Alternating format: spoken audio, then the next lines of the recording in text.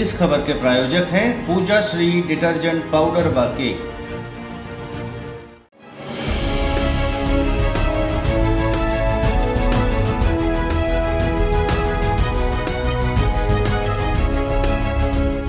नमस्कार, मैं हूं केशव तिवारी और अलग अंदाज में ही रहती हैं खबरें हमारी। वार्ड नंबर 41 के पार्षद पीके जैन के मारपीट का मामला अब और पेचीदा होता जा रहा है। पीके जैन को दो पूर्व पार्षदों नीरज शुक्ला और प्रसेनजीत सिंह तोमर ने पीट दिया था। महापौर और सांसद ने इस पूरे मामले को आपसी बातचीत से सुलझा दिया, लेकिन पीके जैन के आकाओं ने खासतौर से वैश्य महासम्मेलन के अति महत्वाकांक्षी हरिओम गुप्ता ने इस पूरे मामले में अपने गंदे दांत को चमकाने की कोशिश की। मामला करीब करीब शांत हो गया था, लेकिन हरिओम गुप्ता ने वैश्य महासम्मेलन के तमाम सदस्यों को मैसेज करके सरस्वती भवन में एकत्रित किया और उसके बाद शुरू हुआ आंदोलन प्रदर्शन का दौर। मामला यहीं पर नहीं रुका। वैसे महासम्मेलन की तरफ से धमकी भी आने लगी कि यदि मारपीट करने वाले पार्षदों के विरुद्ध कार्रवाई नहीं की गई तो वैसे महासम्मेलन के 4 लाख मतदाता भारतीय जनता पार्टी का विधानसभा और लोकसभा चुनाव में विरोध करेंगे। वैश्य महासम्मेलन के सदस्य दावा तो इस तरह कर रहे हैं जैसे 100% वैश्य महासम्मेलन के कहने पर ही वोट वैश्य समाज के लोग करते हैं। इसके अलावा वैश्य महासम्मेलन के छपास नेताओं के दावों की मानगी तो देखिए कि 4 लाख वैश्य मतदाता भाजपा को वोट नहीं देंगे। हिंदुस्तान के अंदर कोई भी समाज 100% वोटिंग नहीं करता, लेकिन वैश्य महासम्मेलन के छपास नेता 100% वोटिंग का भी दावा कर रहे हैं। अब आइए हम आपको वैश्य महासम्मेलन के नेताओं की हकीकत बताते हैं।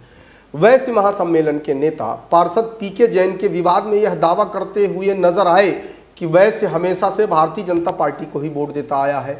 यदि इस बात में सच्चाई है तो वार्ड नंबर 41 से एक बार रईस अहमद पार्षद रहे और एक बार उनकी माताजी।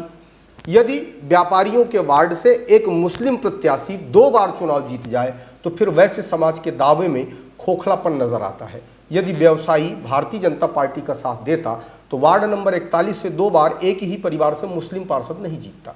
इसके अलावा यदि व्यवसायी भारतीय जनता पार्टी का ही साथ देता तो पिछले विधानसभा चुनाव में शंकर लाल तिवारी चुनाव नहीं हारते। सच्चाई यह है कि अधिकतर व्यवसायी किसी का सगा नहीं होता, वह सिर्फ अपने मुनाफे की बात सोचता है।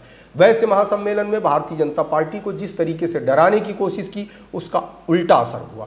अब रॉयल राजपूत संगठन ने प्रसेनजीत सिंह तोमर के समर्थन में एक बैठक की और अंतिम सांस तक सम्मान की लड़ाई लड़ने की बात कही।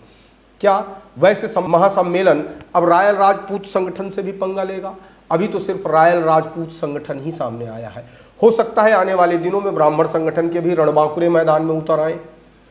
विशाल खबर ने इसके पहले भी अपने वीडियो में यह कहा था कि जिस तरीके से वैश्य महासम्मेलन के सदस्यों ने सामाजिक समरसता को बिगाड़ने का काम किया है उससे बात और बिगड़ने वाली है। अभी तो रॉयल राजपूत संगठन सामने आया है, बहुत संभव है ब्राह्मण संगठन भी सामने आ जाए। और पार्षद पीके जैन ने जिस तरीके से सांसद गणेश सिंह को लेकर अभद्र टिप्पणी की थी उस टिप्पणी से आहत होकर पटेल समाज भी सामने आ सकता है।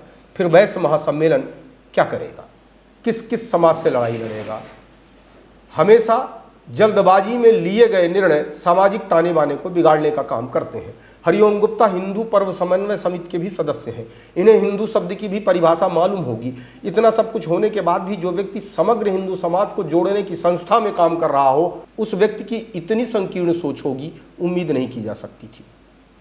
लेकिन हरिओम गुप्ता तो हरिओम गुप्ता है। उन्हें लगता है कि हर दिन उनकी फोटो अखबार में छपनी चाहिए।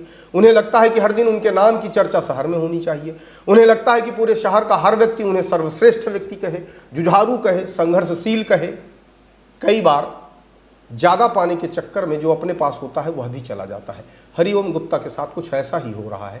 पीके जैन की जिस लड़ाई की शुरुआत कर वे जीत का मेडल हासिल करने की कोशिश कर रहे थे वह मेडल अब उनके हाथों से छटकता हुआ दिख रहा है, क्योंकि 5 पार्षदों ने भारतीय जनता पार्टी के जिला अध्यक्ष को एक पत्र के माध्यम से निवेदन किया है कि यदि पार्षद पीके जैन के विरुद्ध अनुशासनात्मक कार्यवाही नहीं की गई तो वे भी इस्तीफा दे देंगे।